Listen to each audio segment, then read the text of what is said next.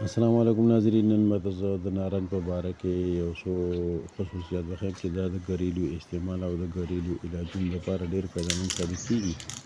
دې ته په پښتو کې نارنج، پښتو، اردو او پنجابۍ کې ورته نارنج ویلی شي، انګریزي کې ورته اورنج ویلی شي او بایټر اورنج، او دغه شانته هندۍ کې ورته نار، ترکي کې ورته نارس، جرمني کې ورته بایټر اورنج، ساینسي نوم یې د دې سیکټس اورنټیم.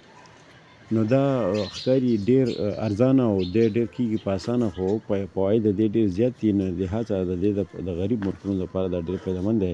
د دې فایدې دا دي چې دا په هاضمه کې او د بوج دپاره، د ګیس دپاره ډېر مفید دی، او دغه شانتې ولږه هم چې د چا نه وي نو هغه ولږه وله سیوا کوي، بوږ سیوا کوي.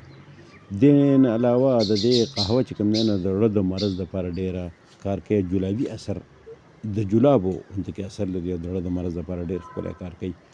د ګېډې د چینجو په دپاره هم ډېر ښکلی کار کوي. ذهني دباو، وزن د کمۍ دپاره او د خوب د کمۍ دپاره بهترین علاج دی که په قهوه کې وڅښلی شي.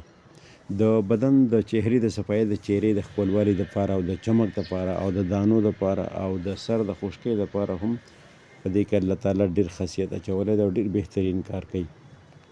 استعمال طریقه دا ده چې دا به د دې د ګلونو یا کاوه او یا به د دې پټ وچ کې په سوري کې، نو د هغې نه به صفوف وباسې، د هغې نه به څه پاوډر ټایپ غوندې وباسې، هغه به خو وچ کړي به یې دا په سوري کې ګورئ، نو د هغې نه پاوډر ښکلي میده جوړ کړه او نیمه سمڅۍ د ورځې د یو پیر نه واله د 2 پیرو پورې په ورځ کې استعمالولی شي.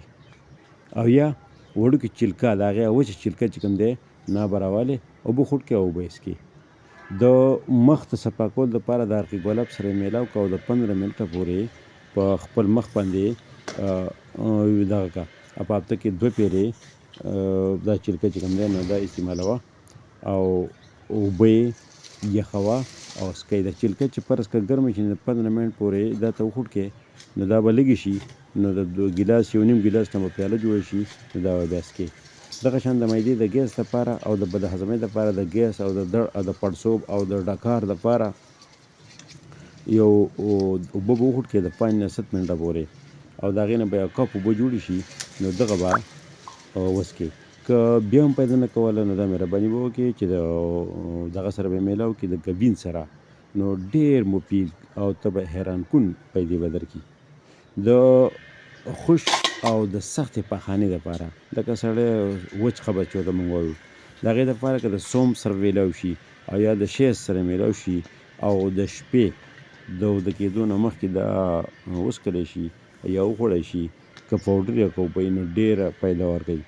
زیاته تکلیف چې نو شید ورسره لازم دي، ګبین یعنې موږ چې ورته شات وایو، او که پاوډر وي، که دا د اوبو په صورت کې وڅښې نو هم ټیک دي، که دا د پاوډر په صورت کې وخورې نو هم صحیح دي.